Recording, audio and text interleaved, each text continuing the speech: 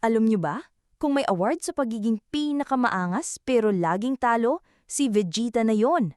Pero teka, may mga sikreto siya na hindi mo pa alam. Una sa lahat, alam mo ba na si Vegeta ay dapat short-term character lang?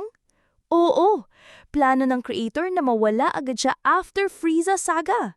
Pero dahil sobrang daming fans ang nagustuhan ang pagiging bad boy niya, ginawa siyang permanent character.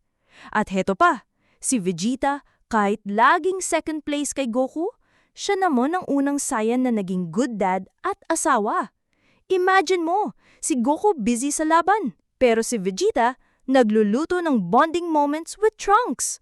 Parang typical na tatay na ayaw magpatalo, pero deep inside, softy pala.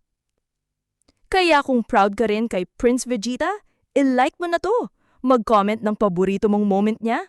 At syempre, subscribe para sa mas marami pang Dragon Ball trivia. Salamat mga Saiyan!